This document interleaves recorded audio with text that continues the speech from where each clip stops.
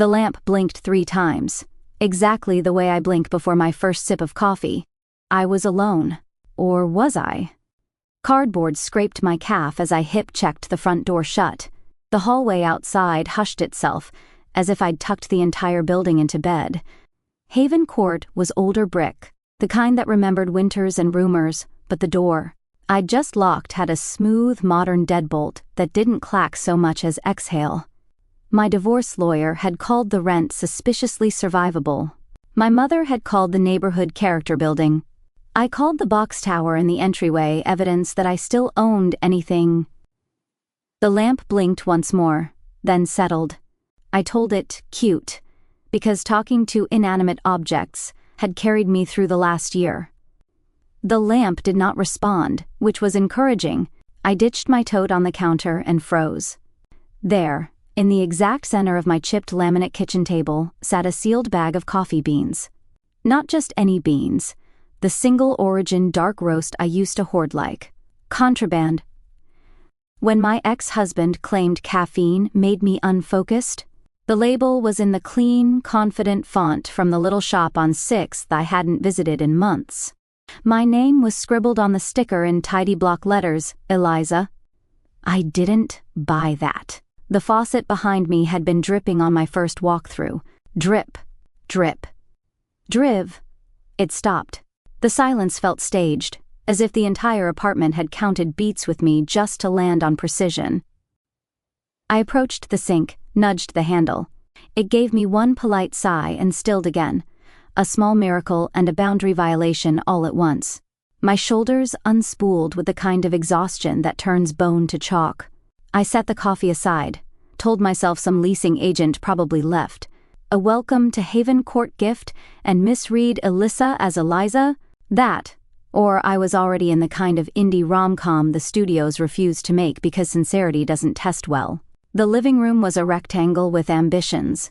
Tall windows painted shut, a radiator that looked like it had fought a war and won, a scuffed hardwood floor with the sheen of 100 hastily swept parties.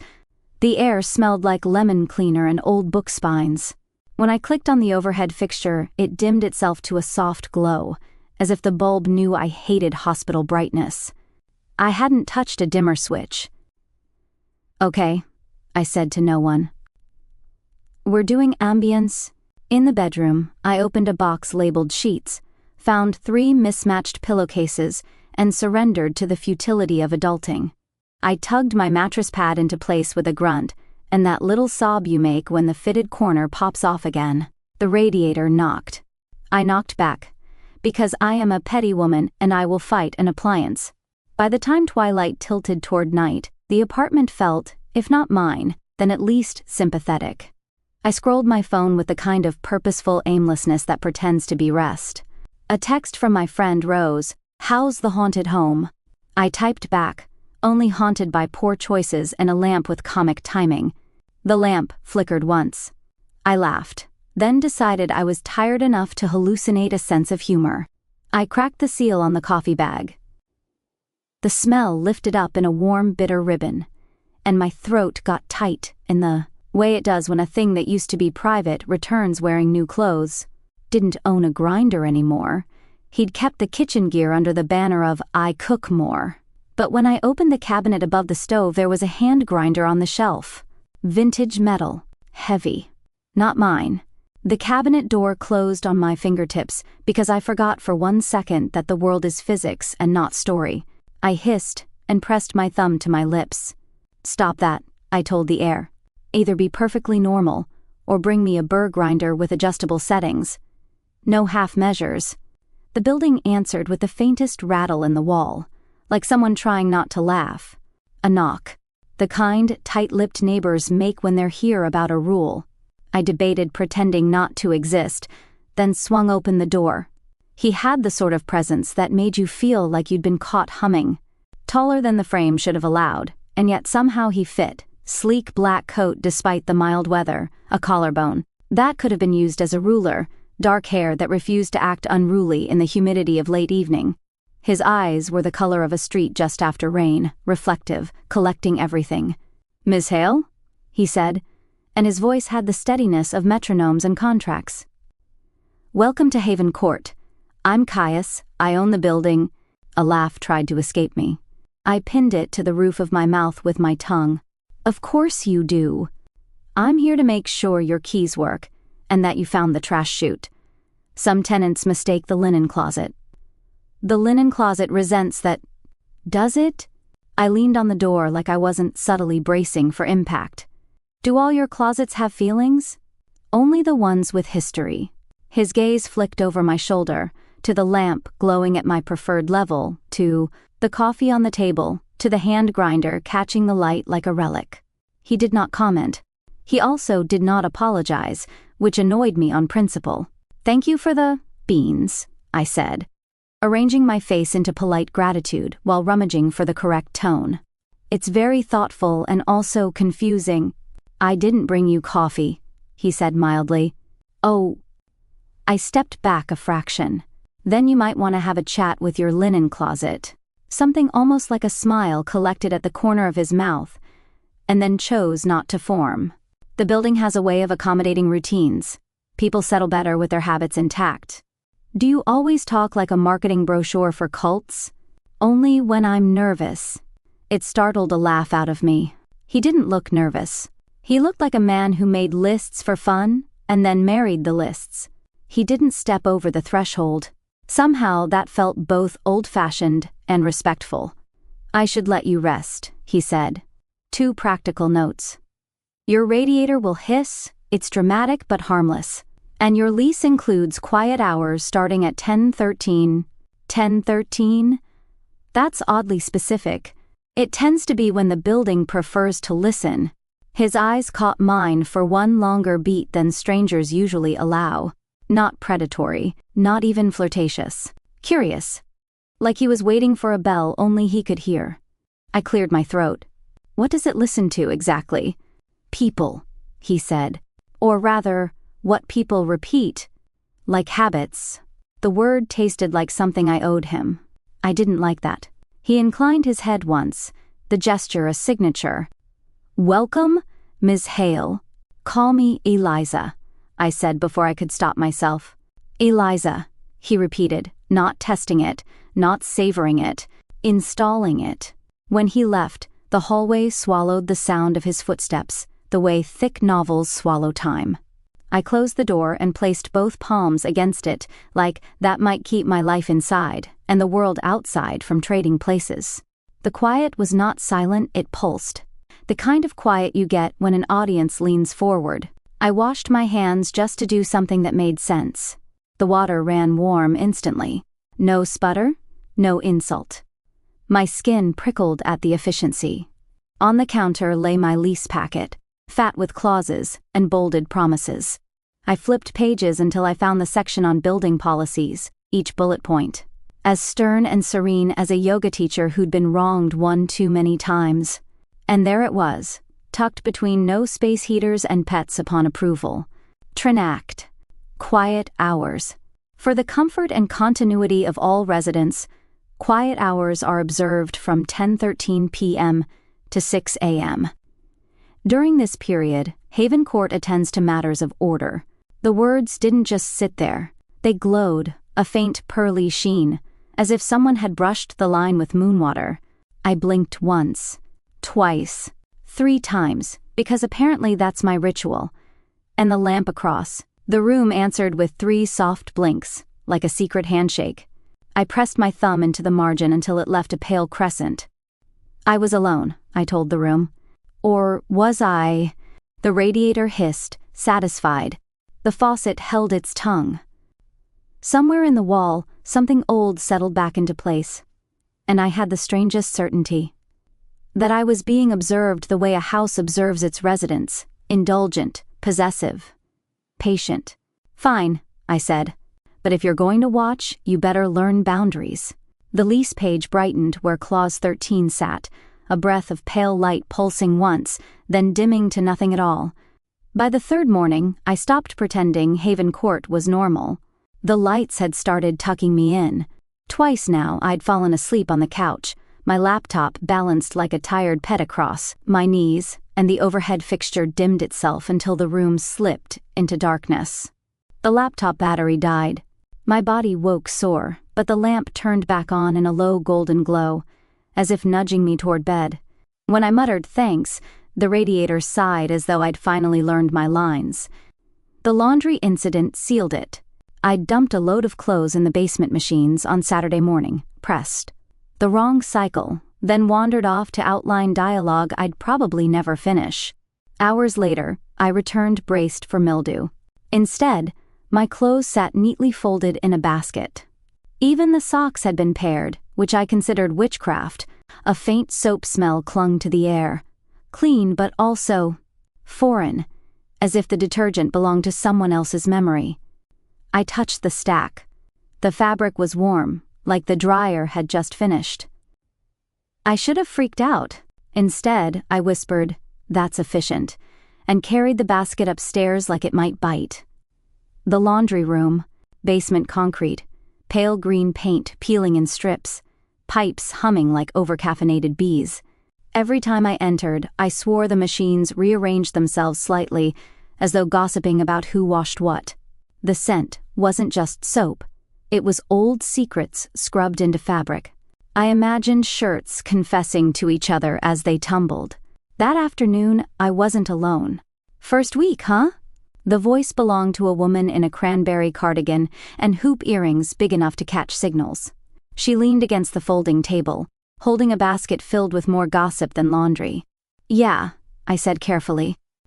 "Eliza? Marina," she said, already smiling like we were co-stars in her ongoing sitcom. "I live 2 floors up, been here. Oh, forever. Everyone passes through me eventually.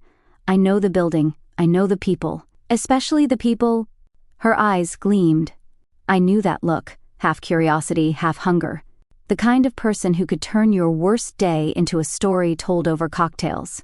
I nodded, folded a shirt. "Then you must have seen a lot of weird things." "Oh, honey." She dropped her voice to a conspiratorial whisper. "This place runs itself. Don't ask me how. Light bulbs that last decades, doors that never jam, and that landlord of ours. Handsome, isn't he?" I choked on a laugh. "Handsome's one word. Mysterious is another," she sang. "Anyway, if you ever need the inside scoop, you come to me. I always know first." I suspected she always told first, too. The other neighbor. On my way out, I nearly collided with her in the hall. Younger, maybe mid-20s. Elegant, like she'd been carved from ice, and then polished until not a single hair dared misalign. A silk blouse tucked perfectly, perfume faint but sharp as glass. "Sorry," I said, adjusting my basket. Her smile was a sculpture, technically correct, emotionally void. "You're new." "Eliza, isn't it?" "Yes." "And you are—" "Vivian. I live across the courtyard." "Welcome." Her eyes skimmed me, pausing just long enough to catalog my thrift store jeans, my still wrinkled laundry. When she spoke again, her tone was dipped in frost. "The building has a rhythm. Best not to disrupt it." I wanted to ask what that meant, but she was already gliding away, shoes clicking like punctuation. By nightfall, I felt cornered by politeness. Marina with her cheerfully invasive friendliness, Vivian with her velvet daggers, and Caius, who somehow knew more about me than either. I climbed to the roof just to breathe air not curated by anyone else. The city sprawled beyond, neon signs flashing in lazy Morse code, car horns fading into lullabies. The air was cool, carrying hints of rain. I wasn't alone, of course. Caius leaned against the railing, coat too immaculate for someone who allegedly owned plumbing. He turned when I stepped out, as if he'd been waiting for me all along. "Can't sleep?" he asked. "Or can't stay asleep," I said. "Depends on whether you count the lamps turning themselves off." One eyebrow lifted. Not quite apology, not quite denial. The building likes routines. When you resist, it encourages. That's a very corporate way of saying, "My apartment tucks me in." He smiled faintly. "Would you prefer chaos?" "Yes," I snapped before I thought. Then softer, "At least chaos is honest." The wind tugged his hair, and for once he looked less sculpted, more human. "I should explain." "Please do." "I'm not a landlord in the conventional sense." His voice dipped lower, steady as the hum of the city below. "I am bound to this place. Haven Court stands because I do, and I do because people live here. I feed on patterns, on the habits, the little repetitions that shape a life. Coffee at dawn, laundry on Saturdays, arguments reheated in kitchens. These things anchor me." I stared. "You're telling me you eat routines. Your secrets too," he added, almost gently. "Every household has them. They season the air. Your habits and your silences are my sustenance. They are also my duty. I preserve them." My mouth went dry. "You're saying you're a, what, ghost? Vampire? Lifestyle coach from hell?" His smile tilted, the closest he'd come to amusement. "Demon is the most accurate word, but not the kind you imagine. Not brimstone.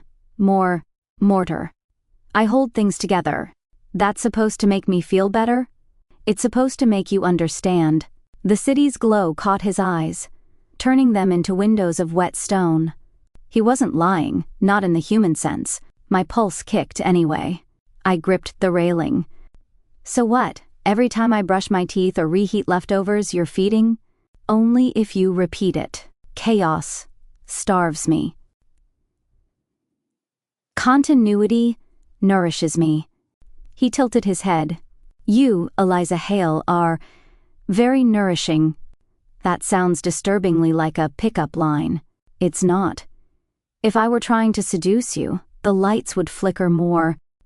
As if on cue, one of the roof lamps blinked. Once, twice. I threw my hands up. Of course. And then, because I should have run, should have screamed, should have called every real estate lawyer in town, my traitor brain whispered, "This explains so much." Instead of fear, curiosity unfurled in me, stubborn as ivy. "What happens," I asked slowly, "if I stop?" He studied me. Unreadable. "Then the building weakens. And so do I." The city kept shining. The air wrapped cool around us. I hated that my next breath was a question instead of a goodbye. "What exactly do you do with all our secrets?" He leaned closer, voice quiet as a key turning in a lock. "They become my currency. Your secrets are how I bargain with the world." My skin prickled. Every instinct screamed danger. And yet, my next thought was not escape. It was, what secrets of mine does he already hold? The cafe 2 blocks from Haven Court hadn't changed. Same chipped ceramic mugs, same jazz playlist skipping on the same note, same barista, with a permanent eyebrow raised like he'd seen too many screenplays left unpaid for. I came here to feel normal. Anonymous even.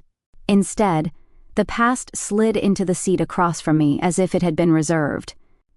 "Eliza," Liam said my name like it was still his. His smile was polished, perfectly sanded down to hide the splinters underneath. He wore his usual casual armor, tailored jacket, open collar, hair deliberately disheveled, but never actually messy. My stomach plummeted. "You're supposed to be in LA. "Supposed to be," he agreed, leaning in.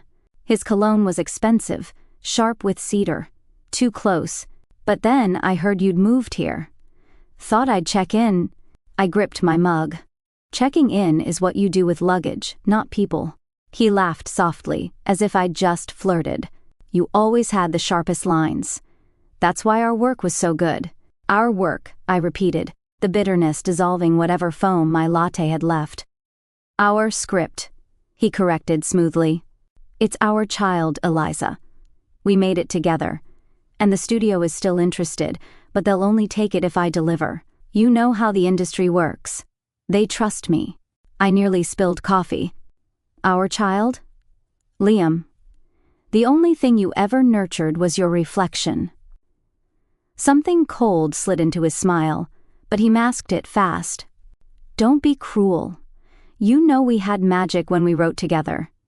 You need me." What I needed was air. "You mean you need me?" And my words. He spread his hands like a magnanimous saint. Come on, sign over the draft, let me polish it, and we'll both benefit. I'll even make sure you get credit. Credit. The word stabbed. He'd said it before, years ago, just before my ideas started showing up under his name in pitch rooms. Back then, I'd believed him. Back then, I'd believed a lot of things. I opened my mouth. Then the cafe lights flickered. Once, twice, 3 times. The Wi-Fi router in the corner wheezed and died, kicking every laptop offline. Murmurs of annoyance rose around us. Liam frowned. What the hell? He tapped his phone, annoyed. The screen stayed stubbornly blank. I hid my smirk in my mug. Haven Court was listening. Or maybe Caius was. The thought made my pulse jitter. Was he protecting me, or simply feeding on the tension?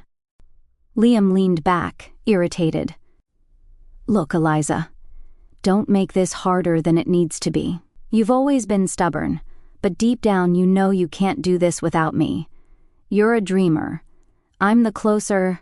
No, I said, voice steady even as my insides shook.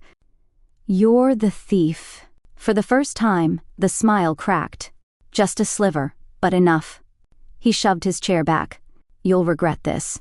Call me when you're ready to be reasonable. He left the cafe smelling of cedar and arrogance.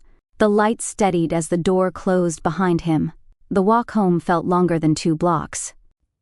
My skin hummed with leftover adrenaline, with the heat of being seen through and judged wanting. But beneath that, a shiver. The flicker of the cafe lamps, the perfect timing of the Wi-Fi collapse. The building had intervened. Or Caius had, and that scared me more than Liam. Because at least I knew what Liam wanted. By evening, Haven Court's halls had taken on their usual hush, the kind that sounds less like silence and more like breath held. My footsteps echoed against the old tile, sharp in the dim corridor.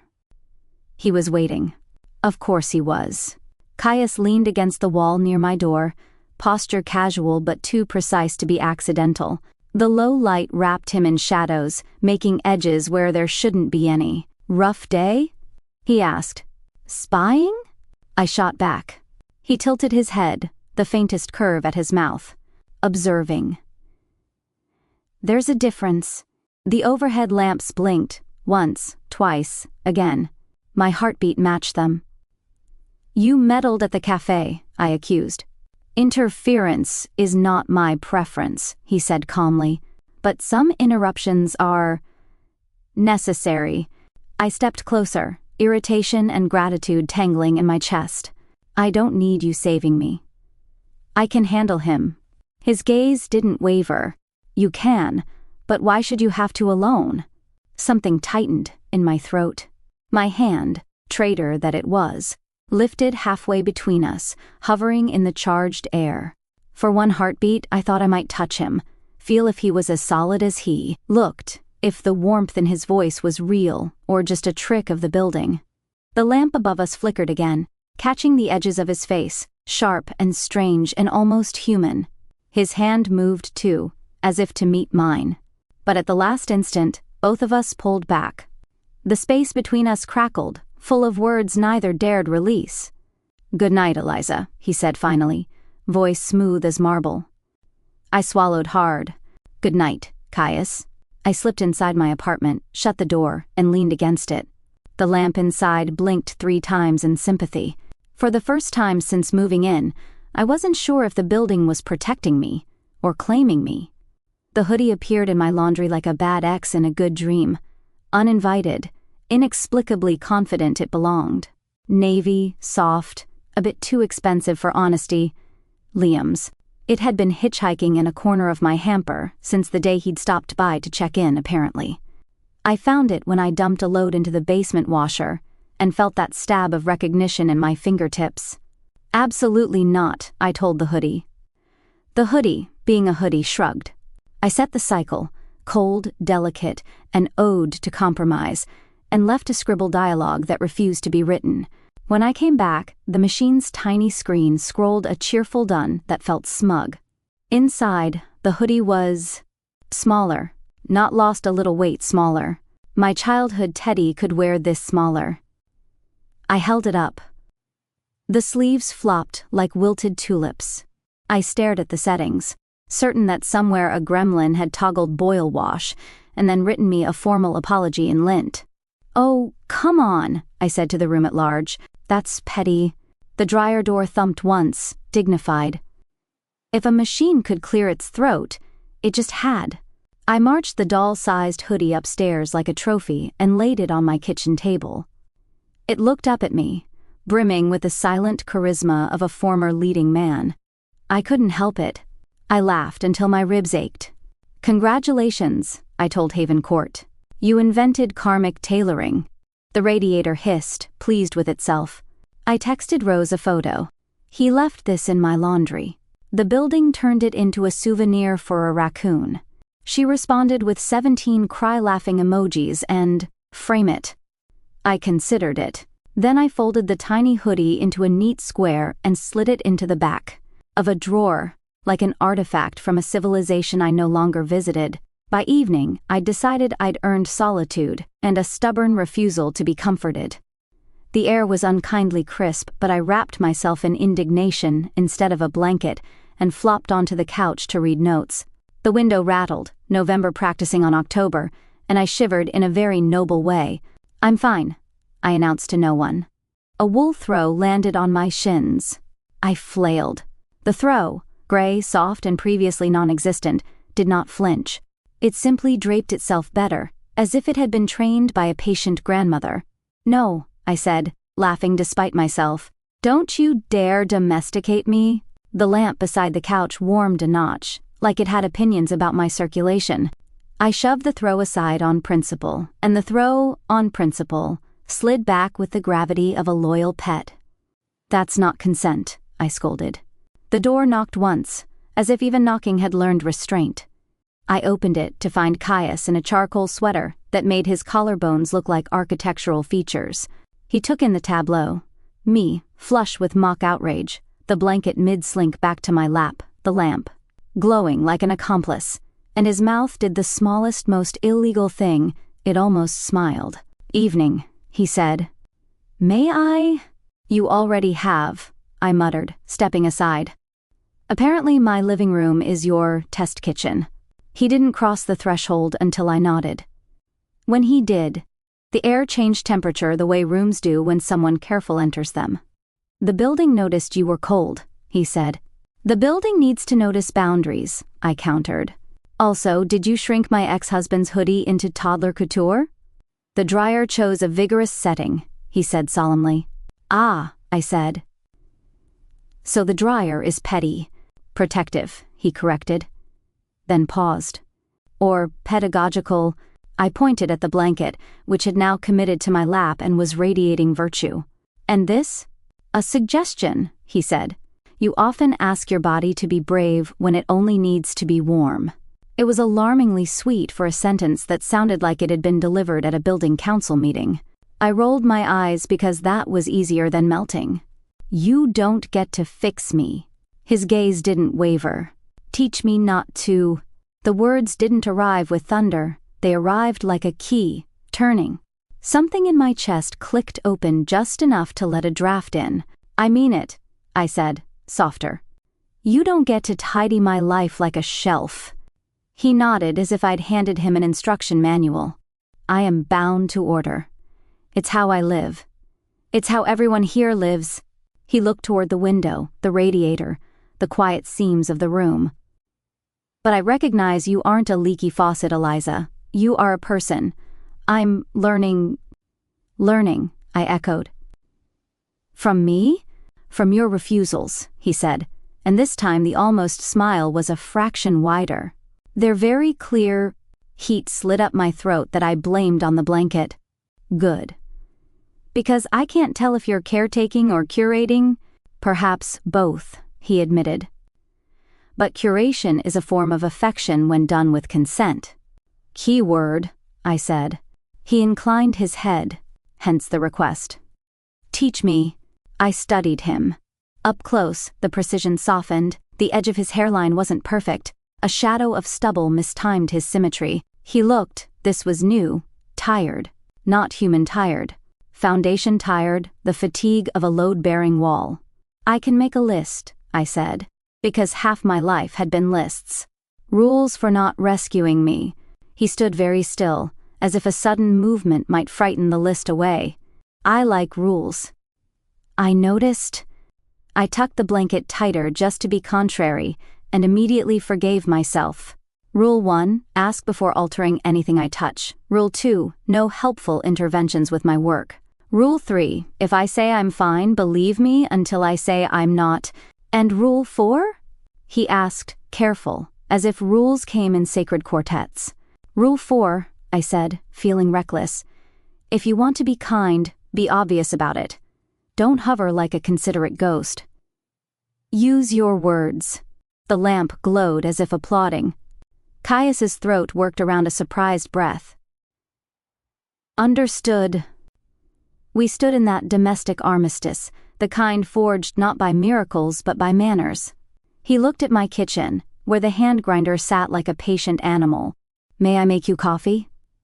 Not as intervention, as an offering. I hesitated. Words, remember. Would you like me to make you coffee? He corrected gently. Yes, I said, and the permission slid through the room like a warm front. He moved with a competence that wasn't showy. The grinder murmured. Water sang. The kettle sighed. He didn't adjust the lights. He didn't straighten a single stack of papers. When he set the mug in my hands, he waited for the verdict like a person, not a system. It's good, I said. You didn't fix it. A flicker crossed his face. Pleasure, quickly schooled. I followed your ratio from last night. I blinked. You noticed? I notice what repeats, he said, but I am trying to notice what you request. Flirtation threaded the quiet, fine as the steam rising from my mug. I sipped to buy time. He stayed where he was, a respectful horizon away. So, I said, lighter, should I send a thank you note to the dryer for the avant-garde hoodie? I wouldn't, he said. It accepts gratitude poorly, like its landlord. Something bright cracked the edge of his composure. I will endeavor to improve. We lingered in easy silence, the soft kind that earns itself. The building exhaled, and for once it felt like it did so under my lead. When he turned to go, he paused at the threshold. Rule 5, he said, not turning back. If I overstep, say my name. It gets my attention better than any light. Caius, I tested, and the lamp did not flicker. He did. Good night, Eliza. Good night, I said, and didn't add thank you, because gratitude was not a rule, it was a choice. The blanket stayed. I let it. It started with a coincidence that wore Marina's perfume. I ran into her in the lobby, her hoops glinting as she waved her phone like a microphone. Eliza, I was just telling a friend about you. She's in publishing, isn't that fabulous? Oh, and you'll never guess, she knows someone at a studio. Small world. Alarms clanged in my head. What did you tell her? Marina blinked as if I'd misheard her generosity. Only the cute parts. That you're a writer, fresh out of a marriage, restarting your life. People love a comeback. I said you're working on a wonderful script and living here now and... You told her where I live? The words came out too sharp. Her smile flickered. Relax. It's networking. She might be able to help. I mentioned Liam too. How supportive he is of your career. She added this like a garnish. It made the story cleaner. I felt the ground tilt. Liam is not supportive. Marina, please don't talk about me to people I don't know. She flushed, affronted. I was being a friend. Then be one, I said, softer than my panic deserved. Keep my life out of your conversations. Her mouth pinched. Suit yourself. She swept past, her scent trailing like a signature. By the time I reached my floor, the hallway lights buzzed with an irritated hum I hadn't heard before. The building didn't love scenes. Neither did I. The email arrived that afternoon. Subject line notice of joint IP claim. The firm name was expensive in a cold way. The text was worse. Our client, Mr. Liam Carter, asserts co-authorship of the work in progress tentatively titled Glass House. He requests delivery of all drafts and related materials for submission to interested parties. Failure to comply may result in further legal action. My stomach iced over. There it was, the familiar playbook. Dress theft in legal silk and call it partnership. I forwarded it to Rose with trembling fingers and then against every self-preserving instinct to a lawyer whose number I'd saved during the divorce. The radiator inched up its hiss as if trying to warm me faster than the fear could cool me. I paced. I practiced breathing like a sane person. My phone pinged again. This time it was a notice slid under my door. Official letterhead, elegant font. Resident Conduct Report. We have received multiple complaints regarding noise and disturbances originating from Unit 3B after 10:13 p.m. Please observe quiet hours for the comfort and continuity of all residents. I stared at it. Multiple complaints would have been funny if I weren't shaking. I went to bed at 10, like a woman suddenly enamored with sleep. I flipped the page over, searching for names. Nothing. Anonymous courtesy. The lamp clicked to a lower wattage, as if bowing its head with me. I left the letter on the table next to the tiny hoodie, which had begun to look like evidence. When I opened my door to take out trash, Vivian was there. Perfect hair, perfect blouse, the exact shade of lipstick that says I'm credible in court. She regarded the notice on my table before her gaze returned to my face. "Everything all right?" she asked, concern shaped like a blade. "I'm fine," she tisked, sympathetic. Hallways carry sound. It's easy to be inconsiderate without meaning to. "I'm not," I started, then saw the second notice tucked neat as a bookmark in the crack of my door. Second warning. I looked up sharply. Vivian's expression gave me nothing to grab onto, smooth as lacquer. "People value the rhythm here," she said. "It would be a shame if someone upset it." "Someone," I repeated. She smiled. Courteous, chilling.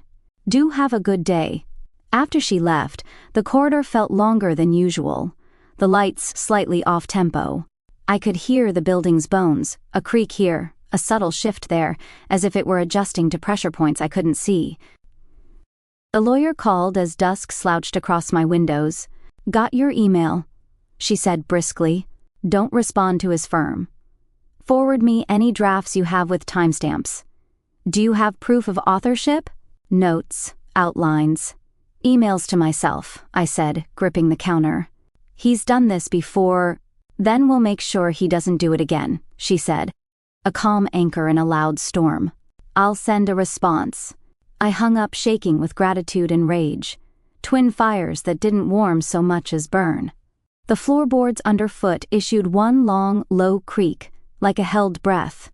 "Don't," I told the air. "Don't make this about you." The faucet obliged by not dripping. The lamp did not applaud. The building, if a building can sulk, sulked. A third notice arrived at 8. "Reports continue. Please comply." I wanted to rip it up and feed it to the dryer. Enough. I flung open my door and marched down the hall toward the stairwell where I knew he'd find me if he wanted to. Because he always did, because he was always there when the structure of things shifted, because his job was to feel the shifts first. He was halfway up the stairs already, as if I'd summoned him. In the low amber light, Caius looked like a man reconsidering his choices. He took in my face, the notice crumpled in my fist. "Who filed them?" I demanded. "The complaints?" His eyes flicked once, almost imperceptibly, toward the corridor over my shoulder. "Anonymity is customary." "Vivian?" I said. It wasn't a question.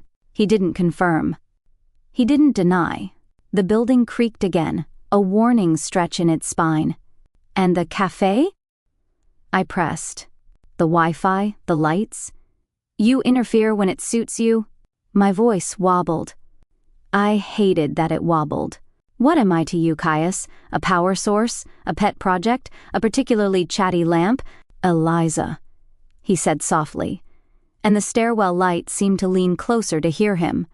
"No," I snapped, too loud for the rules printed in my lease. "You don't get to feed on my life and call it care. You're the same as they are. Liam wants my work. Marina wants my story. Vivian wants my absence. And you? The words rose hot and reckless. You want my habits, my secrets. You're using me. Silence swallowed the stairwell. The bulb above us didn't dare blink. Even the pipes held their breath. Caius didn't move. For a moment, the control peeled back. Pain crossed his face, brief, clean, unadorned, as if I'd found the seam of him and pressed. He said nothing. The building said nothing with him. The constant murmur, the comfortable exhale of radiators and wires and old wood, gone. Haven Court stilled the way a heart does when listening for a verdict. I hated how relief and guilt tangled in my chest. I wanted him to argue. I wanted him to explain. I wanted him to be easier to condemn.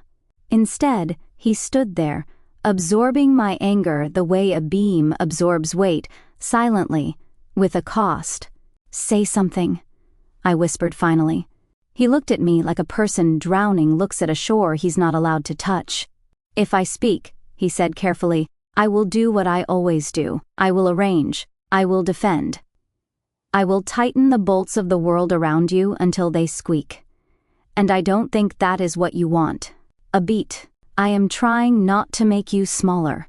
The notice in my fist softened with the sweat of my grip. Outside, a car passed. In the pause after, the building offered no sound to fill the gap. Good night, Eliza, he said at last, and the words had no scaffolding, no hidden mechanism, just air and intention. He stepped aside on the stair to give me the path that was already mine. I brushed past him, my shoulder catching the edge of his sweater. Warm, human, or close enough to make a difference. Back in my apartment, I pressed the door closed and listened for the building's breath. For a full 5 seconds, longer than any silence had lasted since I'd moved in, Haven Court did not breathe. Then, somewhere deep in its ribs, a single board settled with a small, careful sigh, as if it had decided to keep standing.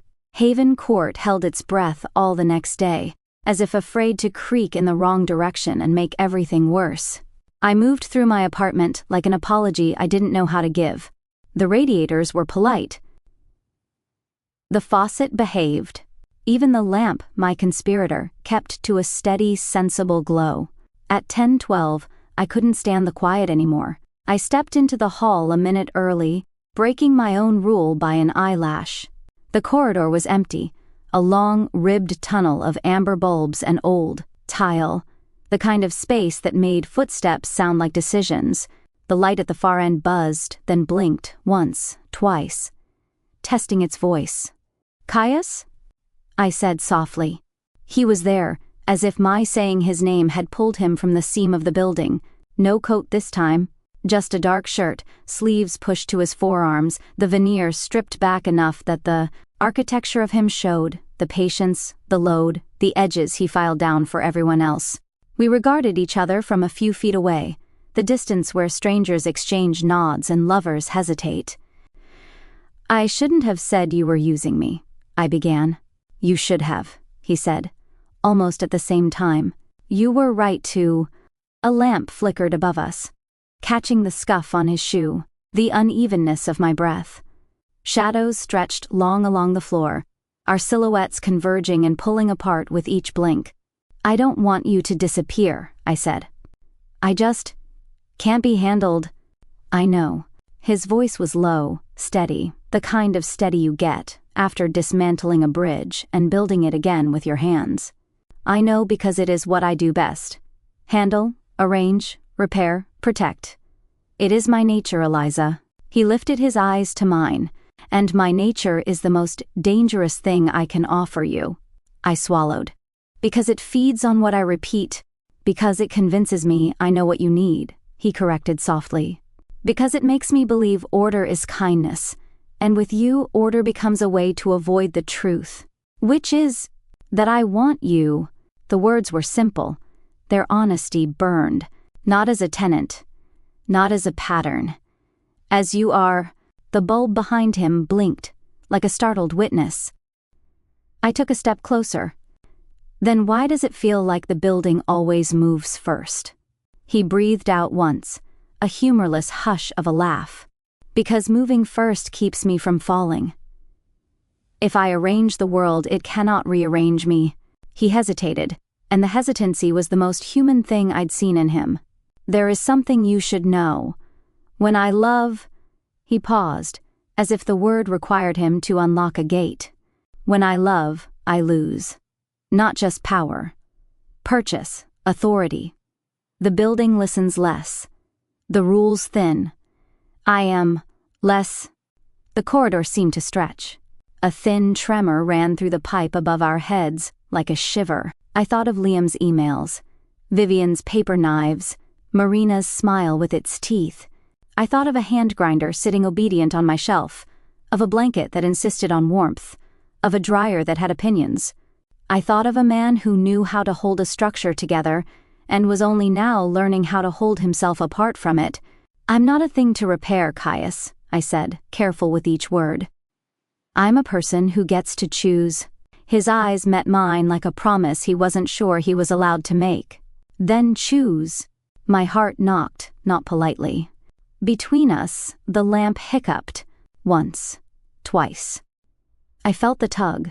The old instinct to let him orchestrate the moment, to let the building draw our breaths in time. But I remembered my own rules, the way we drafted them like a truce. Turn it off, I said. He frowned, glancing at the fixture. The light?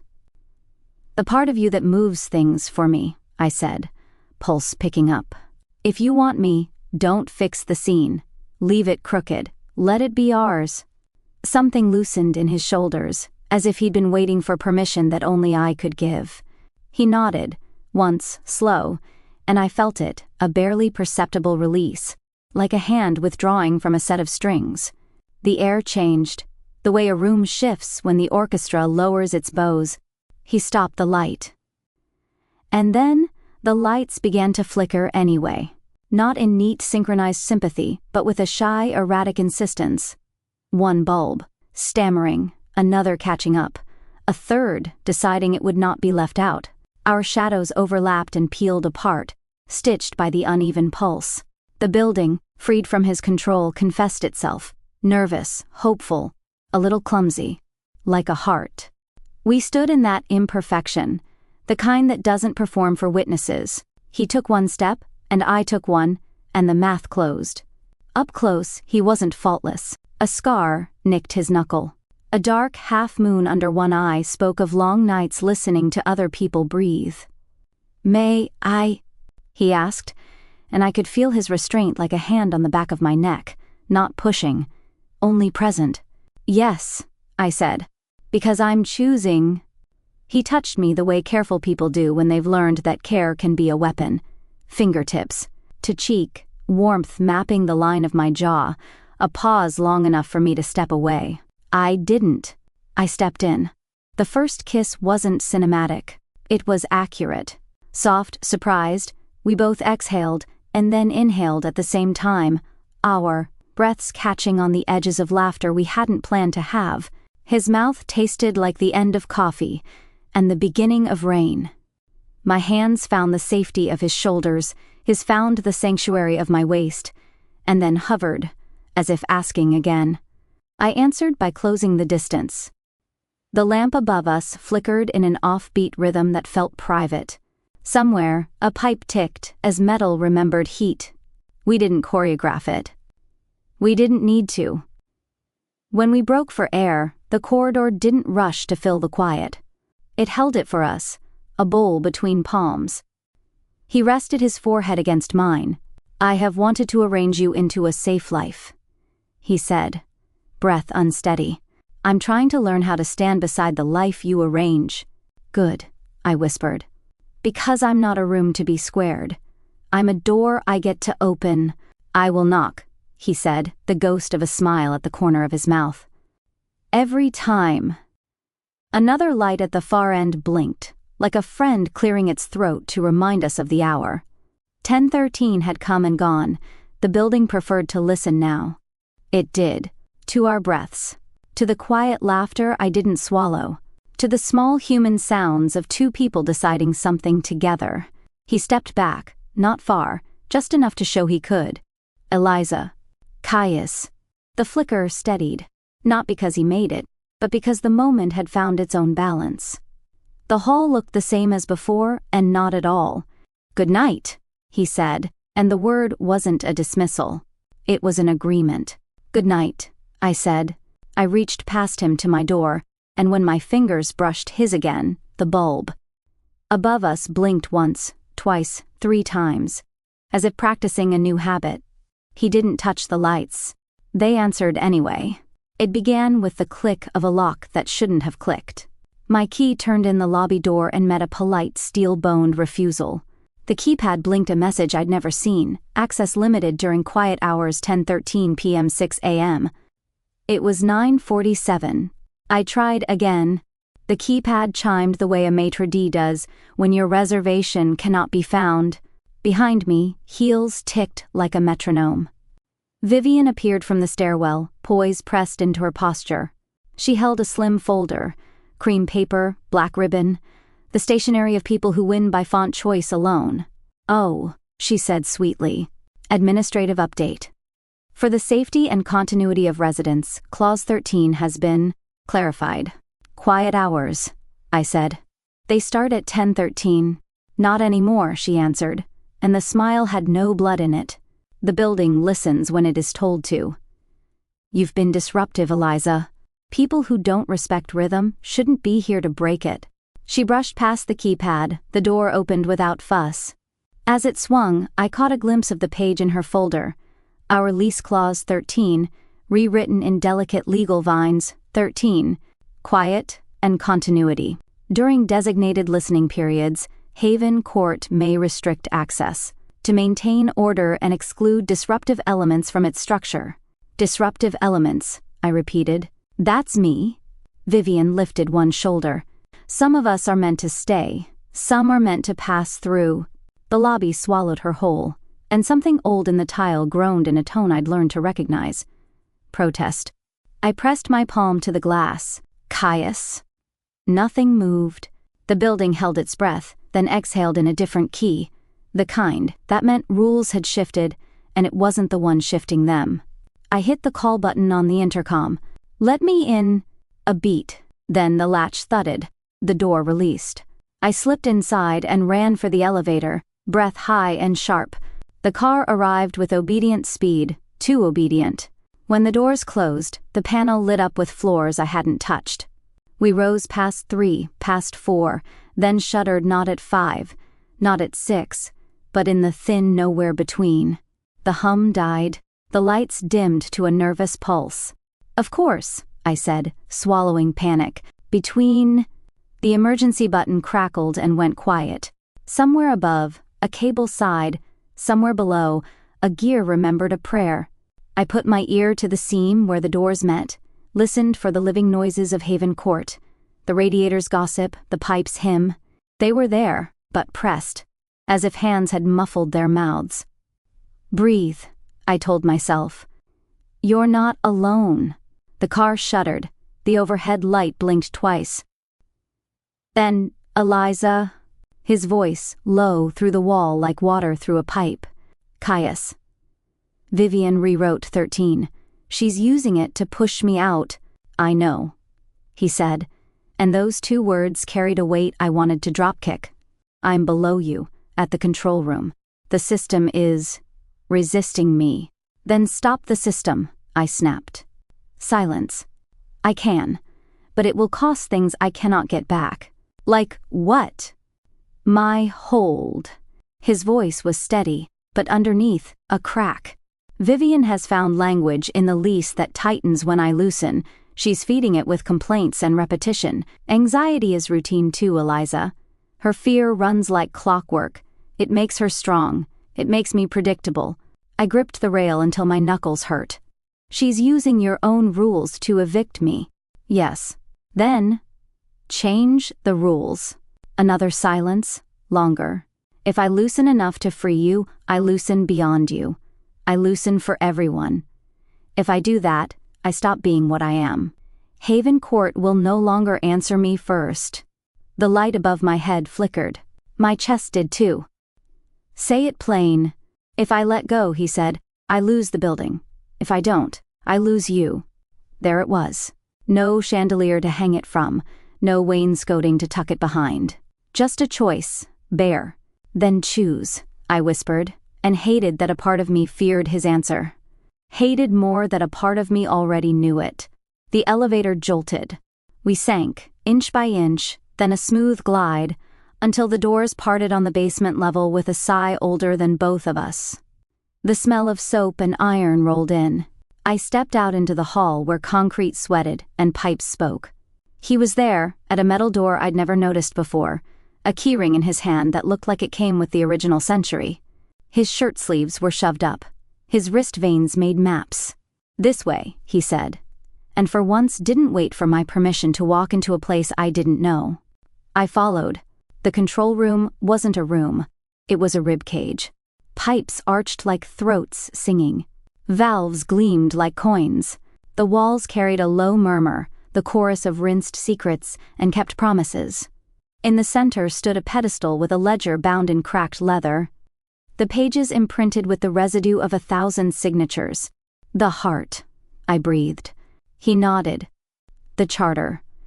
Every lease is written from this. Every rule roots here." Vivian's voice, behind us, soft as good stationery, and some of us know how to read it better than others. We turned. She stood in the doorway with that folder closed against her ribs like a devotional book. Her eyes were bright, not with kindness, with possession. "You don't belong here," she told me, and for the first time dropped the polite fiction. "You agitate. You break rhythm. He was perfect before you. Predictable." She looked at Caius with a tenderness so sharp it bled. "He held. He suffocated," I said. Her gaze flicked over me.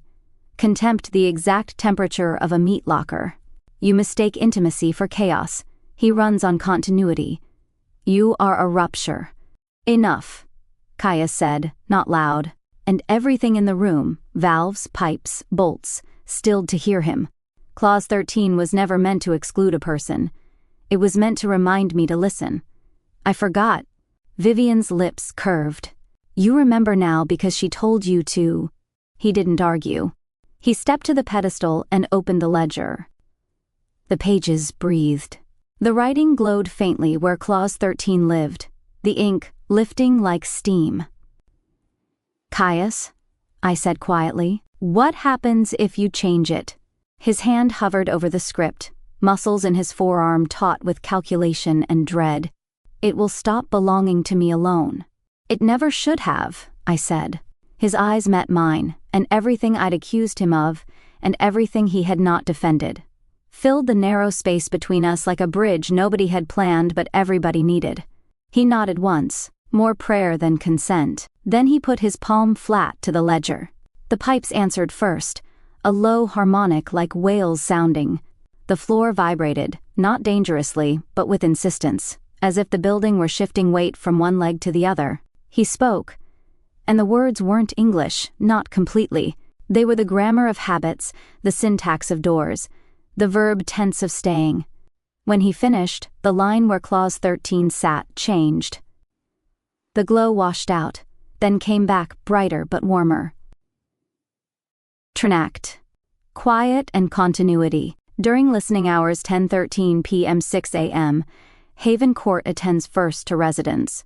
Authority is held in common, and decisions are made for comfort and care. "It's a cooperative," I whispered. Ridiculous tears stinging. "You just turned your kingdom into a condo board." He laughed, breathless, and then flinched, as if the laugh itself had cost him. The room felt different, lighter in places, heavier in places, like a body after the cast comes off, and the limb remembers weight. Vivian made a sound that wasn't a word. She stepped forward as if to snatch back ink with fingers. The pipes above her shivered, not in threat, in refusal. "No," she said. "No, no." Her composure fractaled. Beneath the polish, panic. "You can't. I need..." "Order?" I asked softly. "Or certainty that you'll never be surprised." She looked at me, finally really looked, not as a disruption, but as a person in her way. "Stability," she said. and for a second there was a girl in her voice, terrified of a moving floor. "Then stand," Caius said gently. Without making the rest of us still for you, the lighting in the room shifted, subtle, like dawn. Vivian's shoulders lost height. The folder slipped from her hand. She watched it fall as if it were the last hinge on a door. When it hit the concrete, the pages inside turned blank. Vivian made one small, astonished gasp. She wasn't erased, she was emptied. Of the machine she'd wound around herself. The sharpness bled out of her posture. She backed away, shaking, not melting but cooling, until her heels found the corridor. And she found the kind of exit that isn't a disappearance so much as a receding. She didn't look at us again. We stood in the warm hush that followed. The pipe sang a new chord, not his, not mine, ours. The building inhaled. The exhale carried laughter from a distant floor. The clink of dishes, a dog yipping, a radio playing a song no one had agreed on. Life. Messy. Continuous. Caius swayed. Just a fraction. I stepped closer without thinking. "Hey." He blinked down as if surfacing from deep water. "I'm less," he said, and the fear in it was clean, like a wound you can finally see. "But I'm not. Gone." "Good," I said. "Hold on." He nodded, a little dazed. "There's one more thing. Of course, there is." "Come." We climbed, floors counting like heartbeats, 2, 3, 4, until the door to the roof opened and the night took us in. The city spread itself in lights. The wind carried the truthy chill that cleans you right down to the bones you lie with. Up here, the lamps kept a modest distance, flickering because the bulbs were old, because the wind was rude, because no one told them not to. He went to the railing and rested his hands there. I stood beside him, not touching. We looked out at the world we didn't own. "Say it," I urged. "If I held on," he said, "I would have kept the building and lost you peace. By peace, until only your habits were left and I mistook them for you." He turned to me. "If I let go, I risk the only structure that has ever made sense. I chose to risk it." "You chose me," I said, and didn't apologize for the way my voice shook. "I chose us," he corrected. "This place, these people, deserve a house that listens more than it commands." The wind pushed hair into my mouth. I laughed, messy and human. "You just demoted yourself to superintendent." He huffed, and the huff tasted like relief. "Careful. They might elect me chair of the tenants' council, only if you bring snacks." He looked at me then. Really looked, not like a landlord assessing wear and tear, but like a man who had returned keys and was waiting to see if he'd be invited inside anyway. "Eliza." "Caius." Behind us, the building breathed in a new rhythm. Somewhere, a radiator hissed and then giggled, no other word for it. A door opened, a door closed. The elevator, distant, moved and did not stall. He lifted one hand palm up, absurdly formal. I placed mine in it, just as formal, because ceremony has its place. "From now on," he said, "I will not move the lights for you." "From now on," I said. "If I want the light, I'll ask." The roof lamp hiccuped in the wind. Neither of us corrected it. Below, Haven Court settled, boards adjusting, pipes smoothing their throats, the ledger turning a page somewhere none of us could see.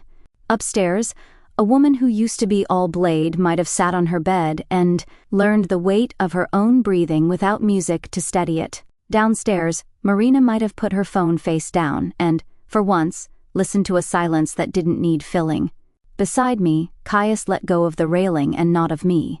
We watched our building be what it had always tried to be, a place that held people without holding them down. The email arrived at 7:04 a.m., the hour when radiators clear their throats and brave people jog. Subject line, Glasshouse. Resolution in your favor. My lawyer's message was brisk, almost cheerful and legal. Opposing party has withdrawn the joint authorship claim. Acknowledgement attached confirming you as sole author. They will not pursue further action. Congratulations. I read it 3 times as if repetition could laminate the words. Attached. The letterhead that had chilled me last week now looked merely expensive and wrong. I forwarded the email to Rose with a heart I didn't apologize for. Then to myself, because that's how. I record victories, double-copied, screenshot, printed, tucked between pages like a pressed leaf. The lamp blinked once, like a toast. The building, lately careful not to overreact, exhaled a soft ribbon of steam. I leaned my forehead to the window and let October touch me through the glass. When I opened my door to go coax coffee from the patient grinder, Marina stood in the hall with her hands clasped around a Tupperware like a peace offering. No hoops today. No phone. Bare ears, bare throat, bare apologies. I heard. She stopped, swallowed. I heard you won. My first instinct was a quip. My second was a shield. The third, maybe a new habit, was to wait. I did. Her smile wobbled like a table with one leg shorter. Good. That's good. She extended the container. Pumpkin bread. I bake when I'm anxious. I bake a lot. I took it. Surprised by the weight. Thank you. I told people things I shouldn't have told, she said quickly, as if speed could outpace shame. I made your life into a story for rooms that didn't deserve it. I think I do that because if I tell it first, it can't hurt me. That's not friendship. I'm sorry. She lifted her eyes. For once, no gleam, no glee. Just a woman trying not to make herself the center. The building hummed a neutral chord, as if refusing to cue me. Choice, then. Thank you for saying it, I answered. And for the bread, a beat. Next time you want to share, ask me first. I'll probably say yes to the harmless parts. Her breath left her like she'd been uncorked. Okay. She smiled, smaller. Real. Okay.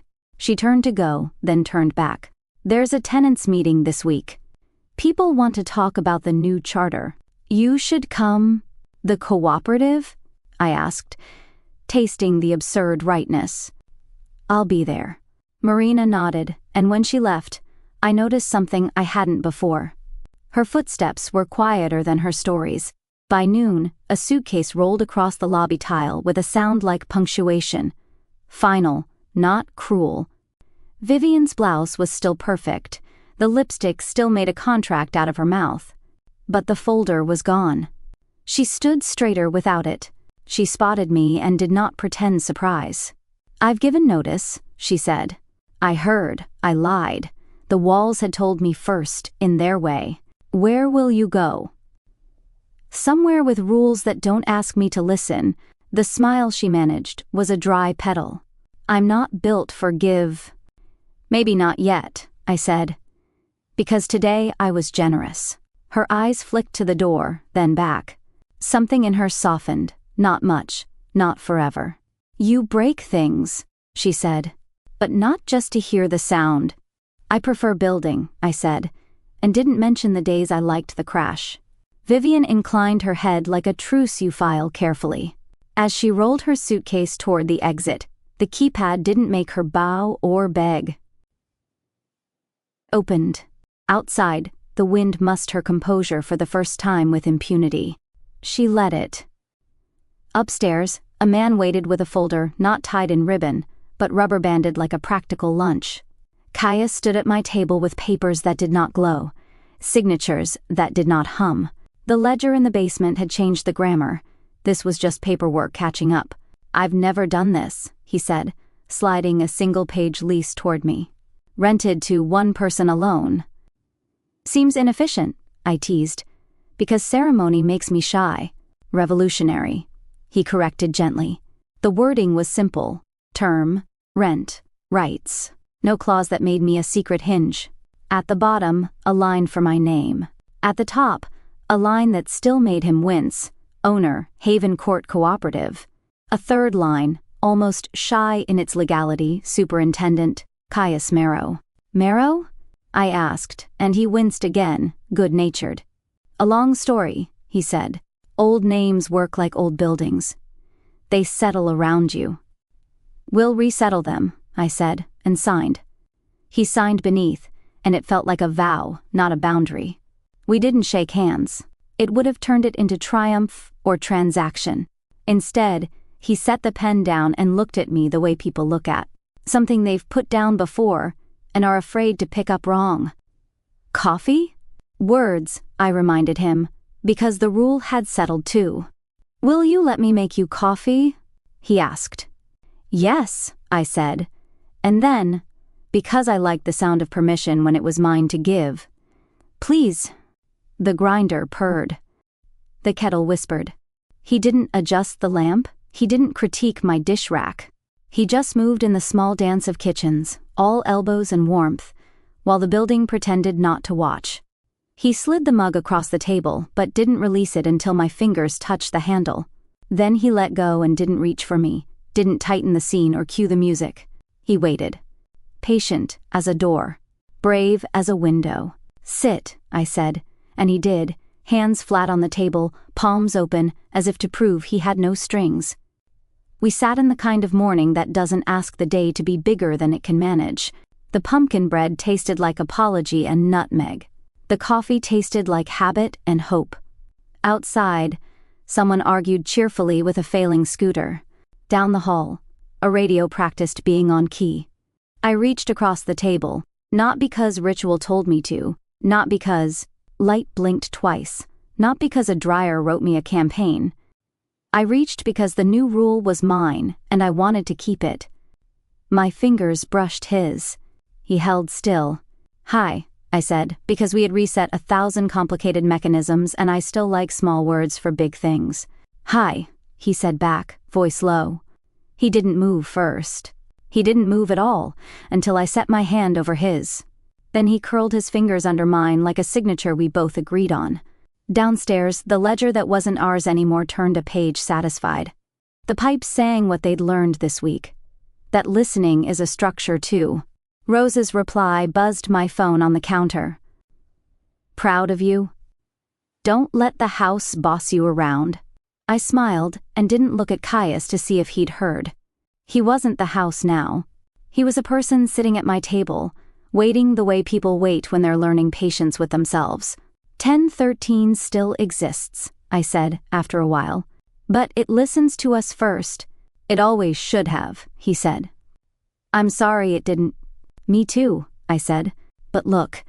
I lifted our joined hands a little, enough to make the lamp consider blinking and decide against it. We fixed it. Together, he said. Together, I echoed. The radiator hissed something like applause, and then, maybe because it has a sense of humor, quieted on its own. I stood to rinse the cups. He stood to help, then reconsidered, and took a step back.